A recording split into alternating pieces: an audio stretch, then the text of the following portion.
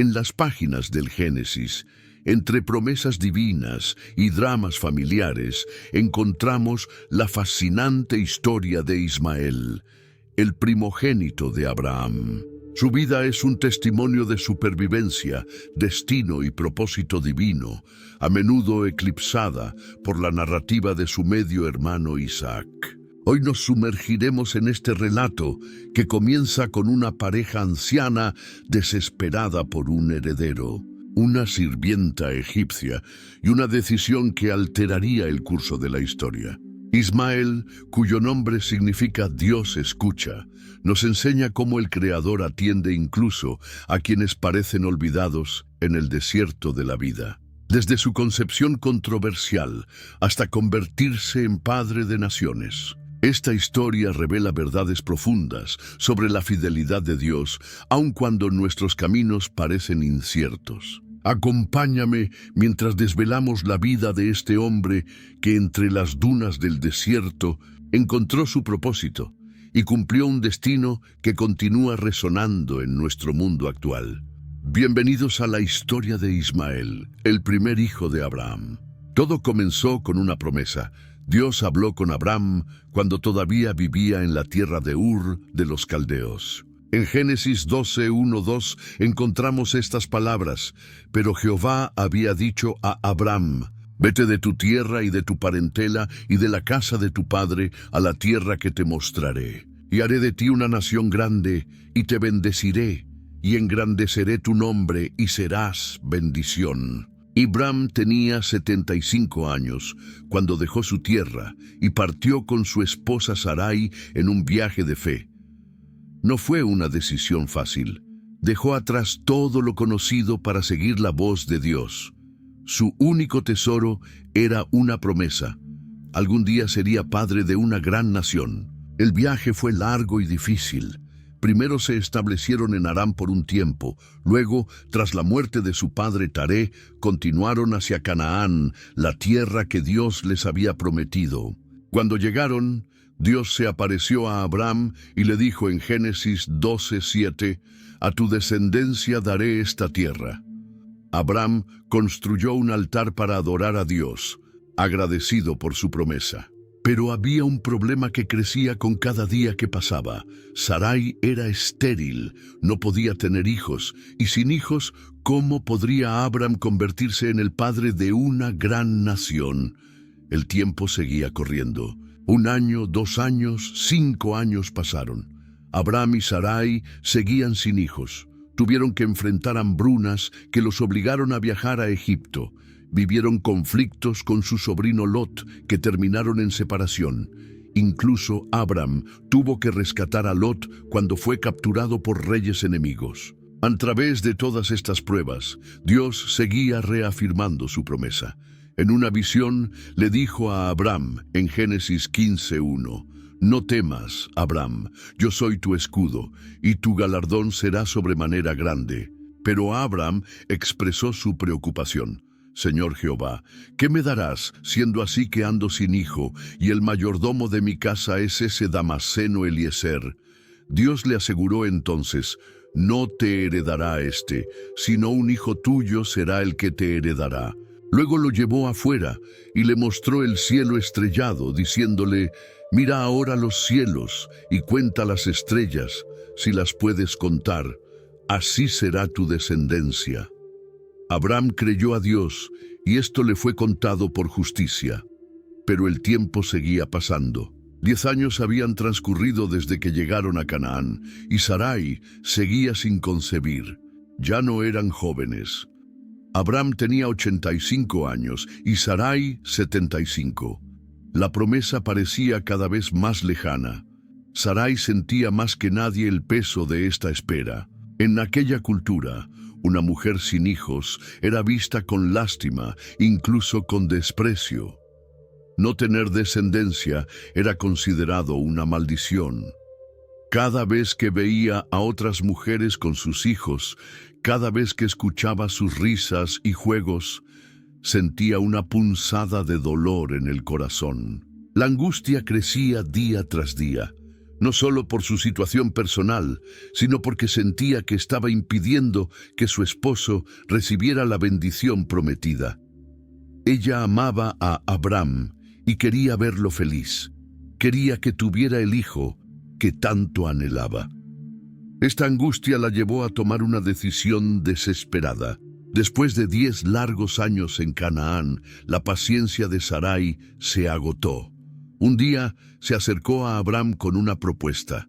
En Génesis 16:2 le dijo: «Ya ves que Jehová me ha hecho estéril. Te ruego pues que te llegues a mi sierva, quizá tendré hijos de ella». Esta propuesta puede sonar extraña para nosotros hoy, pero en la cultura de aquella época era una práctica aceptada. Cuando una esposa no podía tener hijos, podía ofrecer a su marido una de sus siervas como concubina. Los hijos nacidos de esta unión serían considerados legalmente hijos de la esposa principal. Sarai tenía una sierva egipcia llamada Agar. Probablemente la había adquirido durante su estancia en Egipto, cuando una hambruna los obligó a abandonar temporalmente Canaán. Agar era joven y fuerte, perfecta para el plan que Sarai había ideado. En los contratos matrimoniales de aquella época, como los que se han encontrado en las tablillas de Nuzi del siglo XV a.C., a menudo se incluían cláusulas para este tipo de situaciones. Si una esposa no daba a luz después de un cierto periodo, generalmente 7 años, debía proporcionar a su marido una esclava para tener hijos. Sarai había esperado no 7, sino 10 años. Sentía que había cumplido con su deber de esperar. Ahora era momento de buscar otra solución, y esta solución era común y aceptada en su cultura. Para Sarai, esta propuesta era un gran sacrificio. Significaba compartir a su marido con otra mujer. Significaba ver a otra llevar en su vientre lo que ella tanto anhelaba. Pero lo hacía por amor a Abram y por respeto a la promesa divina. Abram escuchó la propuesta de su esposa. También él estaba ansioso por ver cumplida la promesa. Tenía 85 años, no era joven. Si no tenía un hijo pronto, ¿cuándo lo tendría? Además, Dios no había especificado que el hijo debía venir de Sarai. Solo había prometido un hijo, un heredero de su propia sangre. En Génesis 16:2, la Biblia dice simplemente: «Y Abram atendió la voz de Sarai». No hubo discusión, no hubo consulta a Dios.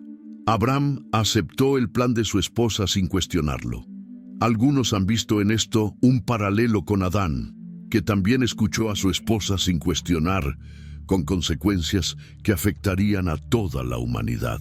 Así, Agar, la sierva egipcia de Sarai, fue entregada a Abram como concubina.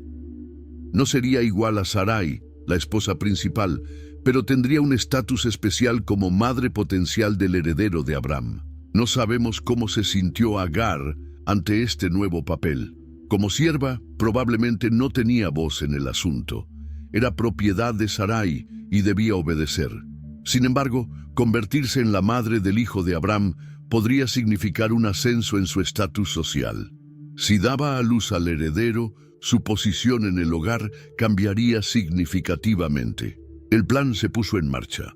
Abram se unió a Agar como su esposo. Y pronto, lo que Sarai tanto había deseado y temido al mismo tiempo, sucedió. Agar quedó embarazada. En Génesis 16:4 leemos: «Y él se llegó a Agar, la cual concibió. Y cuando vio que había concebido, miraba con desprecio a su señora». El plan de Sarai estaba funcionando en un sentido. Habría un hijo para Abram, pero al mismo tiempo estaba creando problemas que nadie había previsto. El embarazo cambió a Agar. La que antes era una sierva sumisa, ahora miraba con desprecio a su señora. La palabra hebrea que se usa aquí, batekal, implica considerar a alguien como ligero o insignificante. Agar ya no veía a Sarai con el mismo respeto de antes. Es fácil entender por qué. En aquella cultura, la fertilidad era vista como una bendición divina. Las mujeres eran valoradas principalmente por su capacidad para dar hijos. Agar, la sierva, la extranjera, podía hacer lo que la gran señora Sarai no podía. Estaba llevando en su vientre al hijo de Abraham. Este cambio de actitud probablemente se manifestaba de diversas formas. Tal vez Agar comenzó a mostrarse menos diligente en sus tareas. Quizás se negaba a hacer ciertos trabajos argumentando que necesitaba cuidar su embarazo. O tal vez hacía comentarios sutiles sobre cómo ella sí podía dar un hijo al patriarca. No sabemos exactamente qué hacía Agar, pero sí sabemos que Sarai lo notó y le dolió profundamente.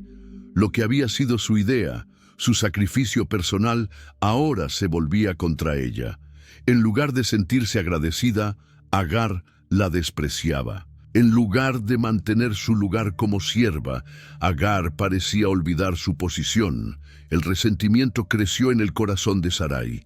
Se sentía herida, traicionada, humillada y finalmente explotó. En Génesis 16:5 se quejó amargamente a Abraham: «Mi afrenta sea sobre ti. Yo te di mi sierva por mujer, y viéndose encinta me mira con desprecio. Juzgue Jehová entre tú y yo». Esta queja revela mucho sobre cómo se sentía Sarai. Primero, culpaba a Abraham por la situación. «Mi afrenta sea sobre ti», le dijo, como si él fuera responsable del comportamiento de Agar. Quizás sentía que Abraham debería haber puesto a Agar en su lugar, recordándole que, embarazada o no, seguía siendo una sierva. Segundo, Sarai apeló al juicio divino: «Juzgue Jehová entre tú y yo». Era un llamado a Dios para que interviniera y le diera la razón. Sarai sentía que había sido agraviada y que Dios se pondría de su lado. Interesantemente, Sarai no mencionó su propia responsabilidad en el asunto. Después de todo, había sido su idea dar a Agar a Abraham, pero ahora que el plan tenía consecuencias no deseadas, culpaba a su esposo. La respuesta de Abraham fue sorprendentemente pasiva. En Génesis 16:6 dijo: «He aquí, tu sierva está en tu mano, haz con ella lo que bien te parezca». No defendió a Agar, ahora madre de su futuro hijo. Tampoco intentó mediar o calmar la situación. Simplemente devolvió la responsabilidad a Sarai. Esta respuesta reconocía la autoridad de Sarai sobre las siervas de la casa, incluida Agar. Pero también mostraba una falta de liderazgo por parte de Abraham. Como cabeza de familia, debería haber buscado una solución que protegiera tanto a Sarai como a Agar y al niño por nacer. Con el permiso de Abraham, Sarai comenzó a tratar a Agar con dureza. La Biblia no especifica qué hizo, pero usa una palabra hebrea, teaneja, que implica aflicción, opresión o humillación. Quizás aumentó sus tareas, ignorando su condición de embarazada. Tal vez la humilló públicamente ante los demás siervos, o posiblemente recurrió a algún tipo de castigo físico. El trato fue tan severo que Agar tomó una decisión desesperada: huir. En Génesis 16:6 leemos: «Y como Sarai la afligía, Agar huyó de su presencia». Era una decisión extremadamente peligrosa. El desierto era un lugar hostil, con pocos recursos y muchos peligros. Una mujer sola, especialmente embarazada, tendría pocas posibilidades de sobrevivir. Además, como sierva fugitiva, podría ser capturada y devuelta o tomada por otros como esclava. Pero Agar estaba tan desesperada que prefirió enfrentar los peligros del desierto a seguir soportando el trato de Sarai. Quizás pensaba volver a Egipto, su tierra natal, donde al menos tendría familia y conocería la cultura. Pero el camino era largo y peligroso, y pronto se encontraría en una situación aún más desesperada. Agar caminó por el desierto, sola y asustada. No sabemos cuánto tiempo vagó, pero finalmente se detuvo junto a una fuente de agua en el camino a Shur. Este era el camino principal entre Canaán y Egipto, lo que confirma que probablemente intentaba regresar a su tierra natal. Estaba exhausta, sedienta y sin duda preocupada por su futuro y el de su hijo no nacido. Fue en ese momento, cuando todo parecía perdido, que ocurrió algo extraordinario. En Génesis 16:7 leemos: «Y la halló el ángel de Jehová junto a una fuente de agua en el desierto, junto a la fuente que está en el camino de Shur». Este no era un ángel cualquiera. La expresión «el ángel de Jehová», Malak Yechobobach en hebreo, aparece en varias ocasiones en el Antiguo Testamento y a menudo se refiere a una manifestación especial de Dios mismo. Muchos estudiosos creen que era una manifestación preencarnada de Cristo. El ángel la llamó por su nombre y le hizo una pregunta: «Agar, sierva de Sarai, ¿de dónde vienes tú y a dónde vas?». Génesis 16:8. Es significativo que la llamara sierva de Sarai, recordándole su posición. No la llamó concubina de Abraham ni madre del hijo de Abraham, sino sierva de Sarai. Agar respondió con sinceridad: «Huyo de delante de Sarai, mi señora». No intentó justificar su huida ni acusar a Sarai, simplemente admitió la verdad. Y lo que es más notable, seguía refiriéndose a Sarai como mi señora, reconociendo aún su autoridad aunque estaba huyendo de ella. Lo que el ángel le dijo a continuación debió sorprenderla: «Vuélvete a tu señora y ponte sumisa bajo su mano». Génesis 16:9. Era lo último que Agar quería escuchar.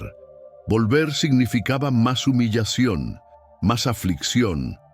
Pero el ángel no solo le dio una orden, también le dio una promesa que cambiaría todo. «Multiplicaré tanto tu descendencia que no podrá ser contada a causa de la multitud», le dijo el ángel en Génesis 16:10. Era una promesa similar a la que Dios había hecho a Abraham, una descendencia numerosa, incontable. Que Dios hiciera esta promesa directamente a Agar, una sierva extranjera y vulnerable, muestra su preocupación por todos, no solo por los poderosos o los elegidos. El ángel continuó: «He aquí que has concebido y darás a luz un hijo, y llamarás su nombre Ismael, porque Jehová ha oído tu aflicción». Génesis 16:11. El nombre Ismael significa Dios oye.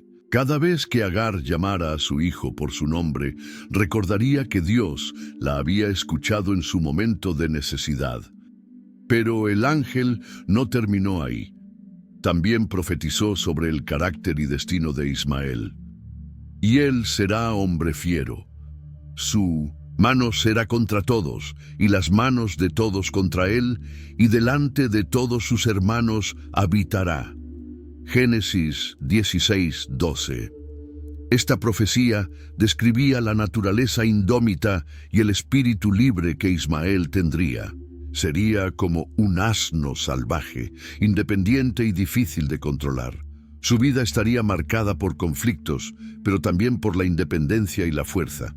A pesar de los desafíos, viviría delante de todos sus hermanos, lo que indicaba que tendría un lugar en la historia, cerca de los descendientes de Isaac. Para Agar, este encuentro con el ángel fue transformador. Por primera vez se dio cuenta de que no estaba sola. Dios la veía, la oía y tenía un plan para ella y su hijo. En Génesis 16:13-14 respondió: «Tú eres Dios que me ve», porque dijo: «¿No he visto también aquí al que me ve?». Por lo cual llamó al pozo «Pozo del viviente que me ve». Agar dio a Dios un nombre especial, El Roi, que significa el Dios que me ve. En medio de su aflicción, Agar tuvo un encuentro personal con Dios que cambió su perspectiva y le dio fuerzas para regresar. Con una nueva comprensión y una promesa divina en su corazón, Agar regresó a la casa de Abraham. No sabemos cómo fue recibida o cómo cambió su relación con Sarai, pero sabemos que obedeció al ángel y volvió, sometiéndose a la autoridad de su señora. El tiempo pasó y llegó el momento del parto. En Génesis 16, 15, 16, la Biblia nos dice: y Agar dio a luz un hijo a Abram, y llamó a Abram el nombre del hijo que le dio Agar, Ismael. Era Abram de edad de 86 años, cuando Agar dio a luz a Ismael. Abram tenía 86 años cuando nació. Ismael era un hombre de edad avanzada, pero finalmente tenía un hijo, un heredero. Siguiendo las instrucciones dadas por el ángel a Agar, el niño fue llamado Ismael. Dios oye, un recordatorio constante de la intervención divina en sus vidas. Durante los siguientes 13 años, Ismael creció como el único hijo de Abram. Para Abram, Ismael era su primogénito, su heredero, el aparente cumplimiento de la promesa de Dios. La Biblia no nos da muchos detalles sobre la relación entre Abram e Ismael durante estos años, pero podemos imaginar que Abram amaba a su hijo y lo estaba preparando para que eventualmente tomara su lugar como patriarca de la familia. Como único hijo de Abram durante 13 años, Ismael ocupaba un lugar especial. Recibía la atención, el cariño y la instrucción de su padre. Aprendía sobre el Dios verdadero, sobre la promesa que Dios había hecho a su padre y sobre su presunto papel en esa promesa. La casa de Abraham era grande y próspera. En Génesis 13:2 se nos dice que Abraham era riquísimo en ganado, en plata y en oro. Ismael creció en un ambiente de abundancia material, rodeado de siervos y rebaños. Como hijo del patriarca, probablemente recibía un trato especial de los siervos y era respetado por todos. Sin embargo, la relación entre Agar y Sarai seguía siendo complicada. Aunque no se mencionan más conflictos directos durante este período, es difícil imaginar que la tensión hubiera desaparecido por completo. Sarai seguía siendo estéril, y cada día veía al hijo de su sierva crecer y desarrollarse en el hogar que ella consideraba suyo. Para Ismael, la situación también debió ser compleja. Por un lado, era el hijo del patriarca, con todos los privilegios que eso conllevaba. Por otro lado, era hijo de una sierva, no de la esposa principal. Esta dualidad en su estatus probablemente marcó su identidad y su carácter desde temprana edad. A medida que crecía, Ismael desarrollaba las habilidades que serían importantes para un futuro líder tribal. Aprendía a cazar, a montar, a luchar, a negociar. Abraham le enseñaba todo lo que sabía, preparándolo para su futuro papel como cabeza de una gran familia. La relación entre Abraham e Ismael durante estos 13 años debió ser cercana y significativa. Abraham veía en Ismael la continuación de su linaje, la garantía de que su nombre y su legado perdurarían. Para Ismael, Abraham no era solo su padre, sino también su mentor, su modelo a seguir, el patriarca cuyas pisadas él seguiría. Sin embargo, la historia de Ismael estaba a punto de dar un giro inesperado. Cuando tenía 13 años, Dios apareció nuevamente a Abraham y renovó su pacto con él. En esta ocasión, Dios cambiaría el nombre de Abraham a Abraham, prometería específicamente que Sarai, ahora llamada Sara, tendría un hijo, y ese hijo, no Ismael, sería el portador del pacto. Pero esa es otra parte de la historia que veremos más adelante. Por ahora, Ismael era el único hijo, el primogénito, el heredero aparente de Abraham. Su posición parecía segura, su futuro prometedor. Nadie podía imaginar los desafíos y cambios que vendría en los años siguientes. Pasaron 13 años, desde el nacimiento de Ismael. Abraham tenía 99 años y su hijo Ismael 13 cuando Dios se le apareció nuevamente. Este encuentro cambiaría para siempre el rumbo de sus vidas. En Génesis 17, 1, 2, Dios le habló: Era Abram de edad de 99 años, cuando le apareció Jehová y le dijo: Yo soy el Dios Todopoderoso. Anda delante de mí y sé perfecto, y pondré mi pacto entre mí y ti, y te multiplicaré en gran manera. En ese momento, Dios amplió su promesa y selló una alianza eterna con Abram. El primer cambio fue su nombre. Ya no se llamaría Abram, que significa Padre exaltado, sino Abraham, que significa Padre de muchedumbre. Dios le explicó en Génesis 17, 5, 6, y no se llamará más tu nombre Abram, sino que será tu nombre Abraham, porque te he puesto por padre de muchedumbre de gentes, y te multiplicaré en gran manera, y haré naciones de ti, y reyes saldrán de ti. Este cambio de nombre no era algo pequeño, era una señal visible de la transformación que Dios estaba haciendo en su vida. Cada vez que alguien lo llamara Abraham, recordaría la promesa divina de que sería padre de muchas naciones. Pero la alianza necesitaba un sello, una marca física que identificara a todos los que pertenecían a este pacto. Dios estableció la circuncisión como señal de la alianza. En Génesis 17, 10, 11, le ordenó: Este es mi pacto, que guardaréis entre mí y vosotros, y tu descendencia después de ti.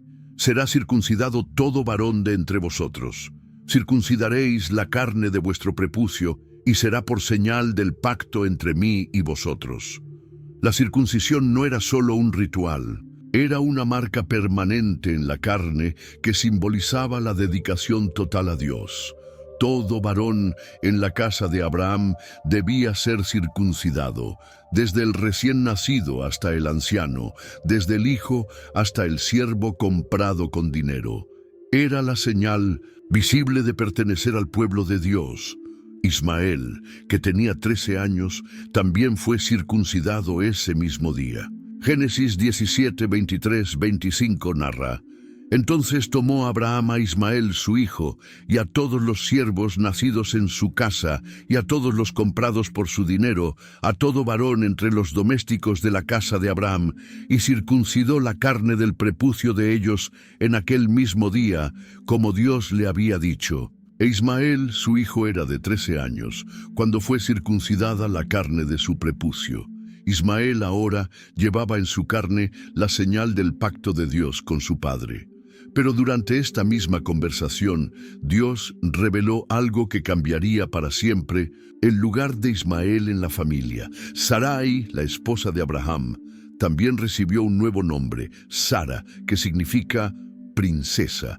Y Dios prometió que ella, a pesar de tener 90 años, tendría un hijo. Abraham no podía creerlo. Era biológicamente imposible.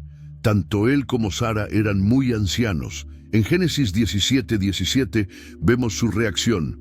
Entonces Abraham se postró sobre su rostro y se rió y dijo en su corazón: ¿A hombre de 100 años ha de nacer hijo? ¿Y Sara, ya de 90 años, ha de concebir? En su incredulidad, Abraham pensó en Ismael. Ya tenía un hijo. ¿No era suficiente? En Génesis 17, 18 suplicó: Y dijo Abraham a Dios: Ojalá Ismael viva delante de ti. Pero Dios tenía otros planes. En Génesis 17, 19, 21 le aclaró: Respondió Dios: Ciertamente Sara tu mujer te dará a luz un hijo, y llamarás su nombre Isaac. Y confirmaré mi pacto con él como pacto perpetuo para sus descendientes después de él. Y en cuanto a Ismael, también te he oído. He aquí que le bendeciré y le haré fructificar y multiplicar mucho en gran manera. 12 príncipes engendrará, y haré de él una gran nación. Mas yo estableceré mi pacto con Isaac, el que Sara te dará a luz por este tiempo el año que viene. Quedó claro entonces: Ismael sería bendecido, pero el hijo de la promesa, el portador del pacto especial, sería Isaac, el hijo que nacería de Sara. Esta revelación debió ser difícil para Abraham, que amaba a Ismael, pero aceptó la palabra de Dios, y ese mismo día circuncidó a todos los varones de su casa, incluyendo a Ismael, como señal de su obediencia y fe.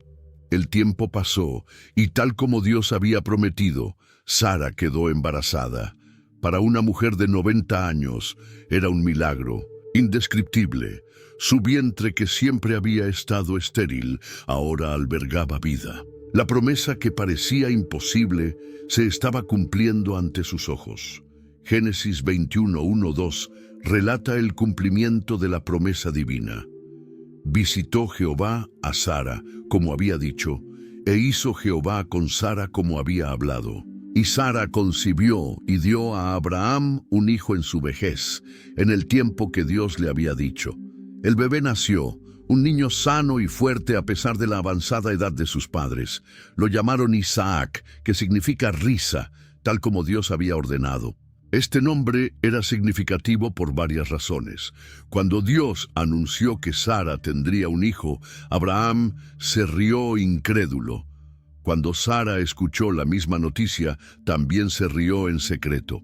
Pero ahora, con el nacimiento de Isaac, su risa de incredulidad se transformó en risa de alegría. En Génesis 21:6-7, Sara expresó su felicidad. Entonces dijo Sara: Dios me ha hecho reír, y cualquiera que lo oyere se reirá conmigo. Y añadió: ¿Quién dijera a Abraham que Sara habría de dar de mamar a hijos? Pues le he dado un hijo en su vejez. La alegría de Abraham era inmensa. Después de tantos años de espera, finalmente tenía el hijo que Dios le había prometido, específicamente a través de Sara. Isaac era el milagro que confirmaba la fidelidad de Dios a su promesa. Era la prueba viviente de que nada es imposible para Dios. Abraham circuncidó a Isaac al 8º día, como Dios había mandado. El bebé creció sano y fuerte, rodeado del amor de sus ancianos padres. Cada sonrisa, cada pequeño logro de Isaac era motivo de celebración para Abraham y Sara. Pero en la casa también estaba Ismael, que ahora tenía alrededor de 14 años. Durante todo ese tiempo había sido el único hijo, el centro de atención, el aparente heredero de Abraham.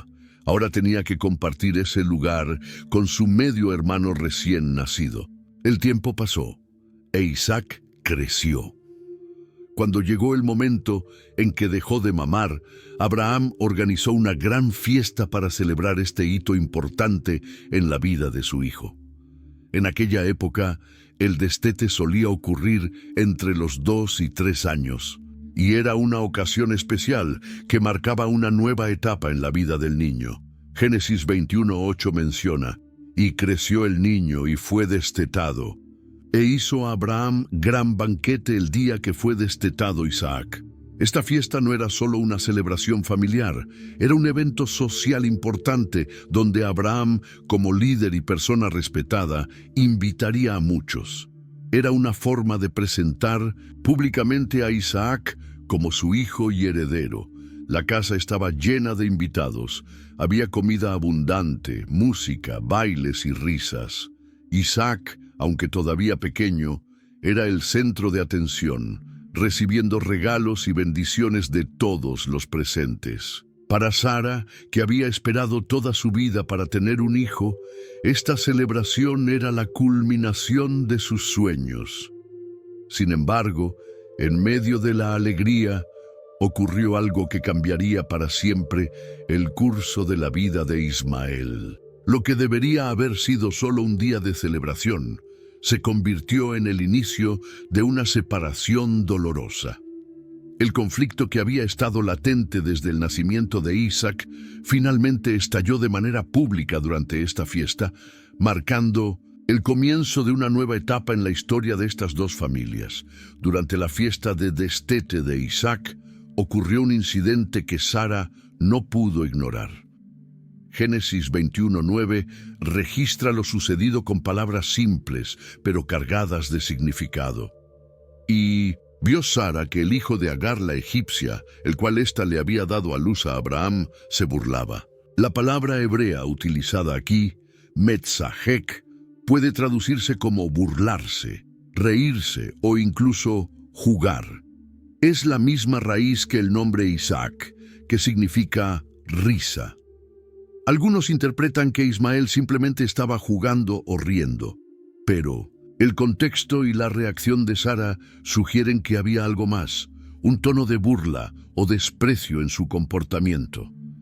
Ismael, que había sido el único hijo durante 14 años, ahora veía cómo toda la atención se centraba en su hermanito. El resentimiento y los celos pueden haber influido en su actitud. Tal vez se burlaba del pequeño Isaac, o quizás cuestionaba su posición como heredero legítimo. Sea cual fuere la naturaleza exacta de su comportamiento, para Sara fue inaceptable. Ver a Ismael burlándose de su precioso hijo despertó en Sara una determinación feroz. No permitiría que el hijo de la sierva amenazara el futuro de Isaac. En Génesis 21:10, Sara expresó su exigencia a Abraham con palabras duras. Por tanto, dijo a Abraham: «Echa a esta sierva y a su hijo, porque el hijo de esta sierva no ha de heredar con Isaac mi hijo». Para Sara, la cuestión iba más allá del incidente de la burla. Era un asunto de herencia y posición. Si Ismael permanecía en la casa, podría reclamar parte de la herencia que, según ella, pertenecía exclusivamente a Isaac. Además, como hijo mayor, Ismael podría tener cierta autoridad sobre Isaac en el futuro. La exigencia de Sara causó gran angustia a Abraham. Génesis 21:11 revela sus sentimientos. Este dicho pareció grave en gran manera a Abraham a causa de su hijo. Abraham amaba a Ismael. Durante 14 años había sido su único hijo, al que había criado, enseñado y en quien había depositado sus esperanzas. La idea de enviarlo lejos le resultaba dolorosa e injusta. En medio de su angustia, Dios intervino. En Génesis 21:12-13, le dio una dirección clara a Abraham. Entonces dijo Dios a Abraham: «No te parezca grave a causa del muchacho y de tu sierva. En todo lo que te dijere Sara, oye su voz, porque en Isaac te será llamada descendencia.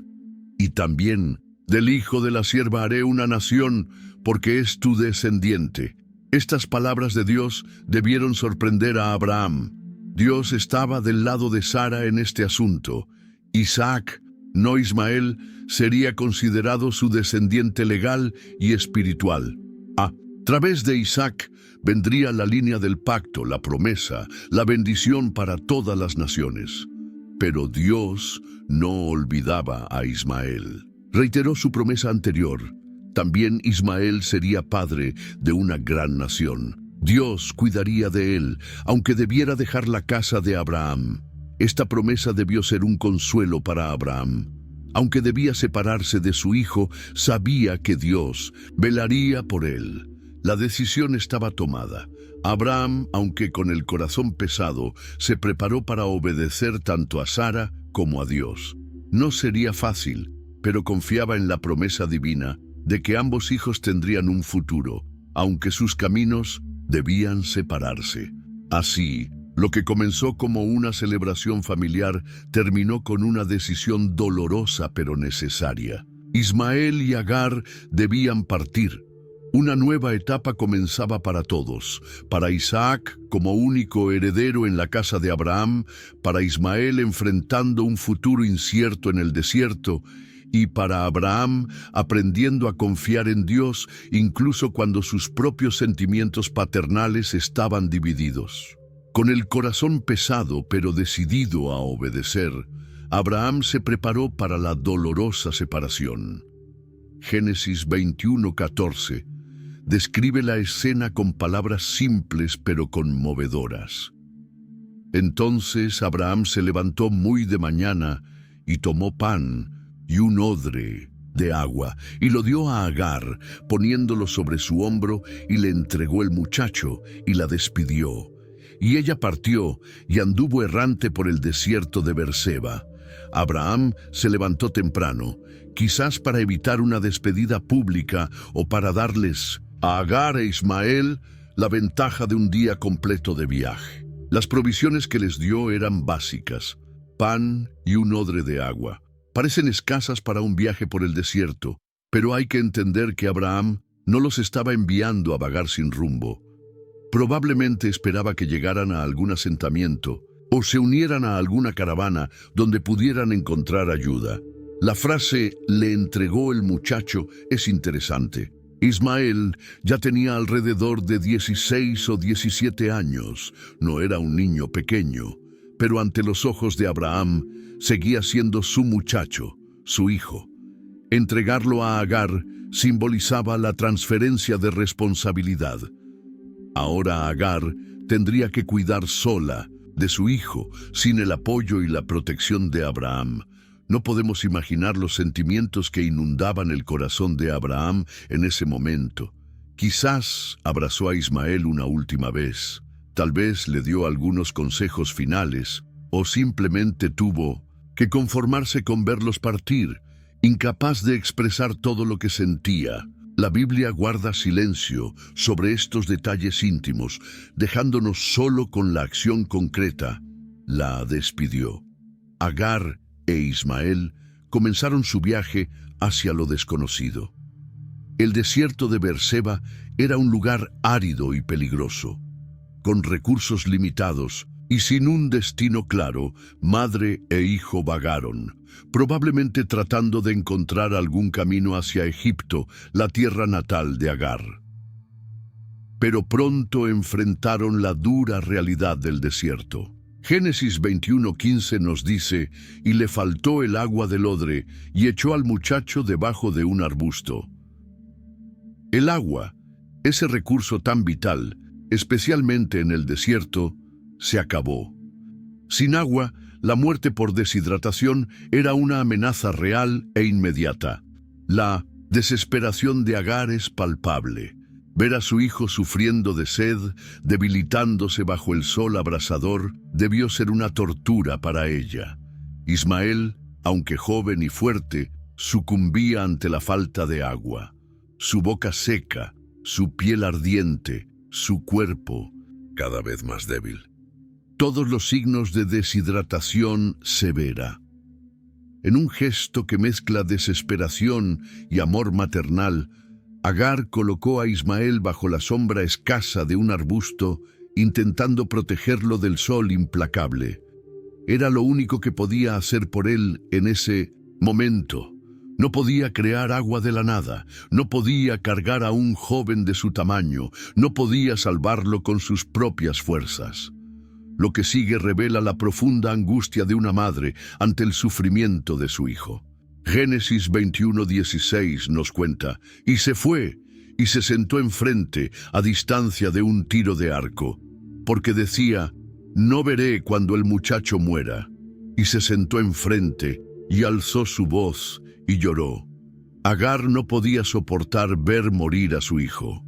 Se alejó lo suficiente para no presenciar sus últimos momentos, pero lo bastante cerca para estar con él de alguna manera. La distancia de un tiro de arco es significativa. Lejos para no ver, cerca para acudir si era necesario. Allí, sola en el desierto, Agar dio rienda suelta a su dolor. Lloró no solo por la inminente pérdida de su hijo, sino por todo lo que habían vivido. El rechazo, la huida, la promesa, el retorno, y ahora este aparente final trágico en medio de la nada. Todo el dolor, la frustración y el miedo contenidos estallaron en ese llanto desesperado. La escena es desgarradora. Un joven moribundo bajo un arbusto y su madre llorando a distancia, ambos abandonados en el vasto desierto, sin ayuda humana a la vista. Parecía el final de su historia, el triste desenlace de vidas que habían estado entrelazadas con la del gran patriarca Abraham, solo para terminar olvidadas en la arena. Pero el desierto, lugar de prueba y sufrimiento, también sería el escenario de un nuevo comienzo. En el momento más oscuro, cuando toda esperanza parecía perdida, Dios intervino. Génesis 21:17 nos cuenta: Y oyó Dios la voz del muchacho, y el ángel de Dios llamó a Agar desde el cielo y le dijo: ¿Qué tienes, Agar? No temas, porque Dios ha oído la voz del muchacho en donde está. Es interesante notar que el texto dice que Dios oyó la voz del muchacho, aunque anteriormente solo se mencionó que Agar lloraba. Esto sugiere que Ismael también estaba clamando a Dios en su sufrimiento, aunque sus oraciones no se registran explícitamente. El nombre Ismael significa Dios oye, y aquí vemos el cumplimiento literal de ese significado. Dios efectivamente escuchó su clamor. El ángel de Dios llamó a Agar por su nombre, estableciendo una conexión personal. Le preguntó: ¿qué tienes? No porque desconociera su situación, sino para invitarla a expresar su angustia. Luego le dijo: no temas, palabras que aparecen frecuentemente en la Biblia cuando Dios o sus mensajeros se comunican con los humanos. Estas palabras eran especialmente significativas para Agar en ese momento de terror extremo. El ángel le aseguró que Dios había escuchado la voz de Ismael en donde está. Esta frase es importante. Dios conocía exactamente su ubicación en el vasto desierto. No estaban perdidos para él, no estaban abandonados, estaban exactamente donde Dios podía verlos y ayudarlos. Luego, el ángel dio instrucciones precisas a Agar. En Génesis 21:18 le dijo: levántate, alza al muchacho y sosténlo con tu mano, porque yo haré de él una gran nación. Estas palabras renovaron la promesa que Dios había hecho anteriormente sobre Ismael. A pesar de las circunstancias actuales tan desesperadas, Ismael tenía un futuro. Sería padre de una gran nación.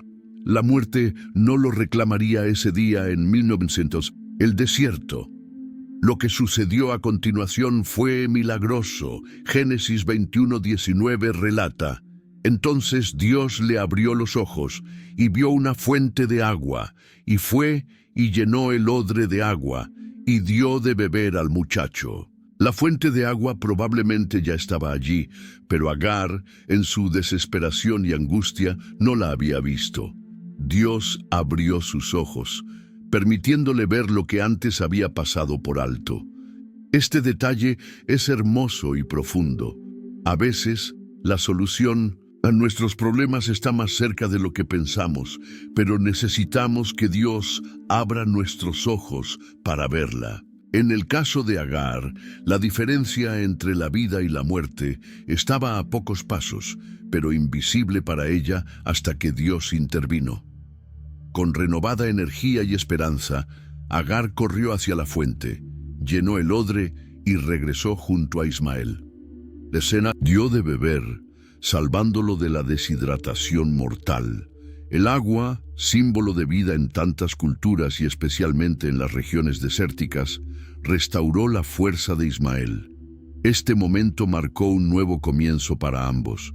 Ya no estaban simplemente sobreviviendo hasta llegar al próximo asentamiento. Ahora sabían que Dios estaba con ellos, que tenían un propósito y un futuro. La promesa renovada sobre Ismael les daba dirección y esperanza. El agua que salvó sus vidas físicas también simbolizaba la presencia continua de Dios en sus vidas. Así como había encontrado a Agar junto a una fuente la primera vez que huyó, ahora nuevamente el agua se convertía en señal del cuidado divino. Madre e hijo habían sido rescatados no solo de la muerte física, sino también de la desesperanza. Fortalecidos por el agua y por la promesa divina, Agar e Ismael continuaron su viaje, no ya como fugitivos desesperados, sino como personas con un destino y una promesa. El desierto, que casi se convierte en su tumba, ahora sería el escenario donde comenzarían a forjar su nueva vida. Después del dramático rescate en el desierto, la vida de Ismael tomó un nuevo rumbo. Génesis 21:20-21 resume su desarrollo. posterior, y Dios estaba con el muchacho, y creció y habitó en el desierto, y fue tirador de arco, y habitó en el desierto de Parán, y su madre le tomó mujer de la tierra de Egipto. Dios estaba con el muchacho. Esta frase simple pero poderosa explica cómo Ismael no solo sobrevivió, sino que prosperó en un entorno hostil. La presencia divina lo guiaba, lo protegía y lo bendecía. A pesar de haber sido expulsado de Mindomisunta, la casa de su padre, no estaba fuera del cuidado y la providencia de Dios. Ismael creció fuerte y habilidoso. Se convirtió en tirador de arco, un cazador experto. Esta habilidad era crucial para sobrevivir en el desierto, donde la caza proporcionaba alimento y protección. El arco también era un arma importante para la defensa contra bandidos y animales salvajes. Su hogar fue el desierto de Parán, una región árida ubicada en la península del Sinaí entre Canaán y Egipto. Allí, lejos de las ciudades y los asentamientos, Ismael encontró su lugar. El desierto que casi lo mata se convirtió en su hogar. Allí desarrolló las habilidades y la resistencia que definirían a sus descendientes. Agar, fiel a sus raíces, buscó una esposa para su hijo en la tierra de Egipto. Esta elección era natural para ella, pues era egipcia y probablemente mantenía contactos con su tierra natal. La esposa egipcia de Ismael influiría en la cultura y tradiciones de sus descendientes, creando una mezcla única de influencias. La vida de Ismael continuó desarrollándose según la promesa divina. En Génesis 25, 12, 16 encontramos más detalles sobre su descendencia. Estos son los descendientes de Ismael, hijo de Abraham, a quien le dio a luz Agar, la egipcia, sierva de Sara. Estos, pues, son los nombres de los hijos de Ismael, por sus nombres, por sus linajes. El primogénito de Ismael, Nebaiot. Luego, Cedar, Adbeel, Mibsam, Misma, Duma, Masa, Hadar, Tema, Getur, Nafis y Cedema. Estos son los hijos de Ismael, y estos, sus nombres por sus villas y por sus campamentos, 12 príncipes por sus familias. Tal como Dios había prometido, Ismael tuvo 12 hijos, que se convirtieron en príncipes y jefes de tribus. Estos 12 linajes formaron una confederación de 1900 tribus que pobló gran parte del norte de Arabia. Se cumplió literalmente la palabra divina de que Ismael sería padre de una gran nación. Ismael vivió 137 años, una vida larga y plena según los estándares de aquella época. Génesis 25, 17 registra su muerte. Y estos fueron los años de la vida de Ismael, 137 años, y exhaló el espíritu Ismael y murió y fue unido a su pueblo. Antes de su muerte, hubo un momento significativo de reconciliación. Cuando Abraham murió, Ismael regresó para unirse a Isaac en el entierro de su padre. Génesis 25, 9 cuenta: y los sepultaron Isaac e Ismael, sus hijos, en la cueva de Macpela. Este breve versículo sugiere que, a pesar de la separación, no había un odio permanente entre los hermanos. Pudieron unirse para honrar a su padre, mostrando respeto no solo por Abraham, sino también el uno por el otro. El legado de Ismael continuó mucho después de su muerte. Sus descendientes se multiplicaron y prosperaron, cumpliendo la promesa divina. Las tribus ismaelitas se extendieron por el desierto de Arabia, convirtiéndose en comerciantes, guerreros y pastores nómadas. La historia de Ismael es un poderoso recordatorio de que Dios ve y cuida a todos, incluso a aquellos que parecen rechazados o marginados por circunstancias humanas. Aunque no fue el hijo de la promesa específica hecha a Abraham, Ismael recibió su propia bendición y promesa. Su vida marcada inicialmente por el rechazo y la expulsión, se transformó en una historia de supervivencia, prosperidad y cumplimiento divino. Si esta historia te ha inspirado y te gustaría seguir aprendiendo sobre los personajes bíblicos que quizás han sido menos explorados, pero cuyas vidas están llenas de enseñanzas poderosas, te invito a suscribirte a nuestro canal. Cada semana compartimos historias bíblicas narradas de forma sencilla pero profunda, respetando fielmente el texto sagrado. ¿Te ha gustado esta historia de Ismael? Compártela con alguien que necesite recordar que Dios escucha nuestras oraciones, incluso en el desierto de nuestras vidas. Tu simple acción de compartir este video podría ser el oasis que alguien está buscando hoy. Además, déjanos en los comentarios qué personaje bíblico te gustaría conocer mejor en nuestro próximo video. Tu opinión es importante para nosotros.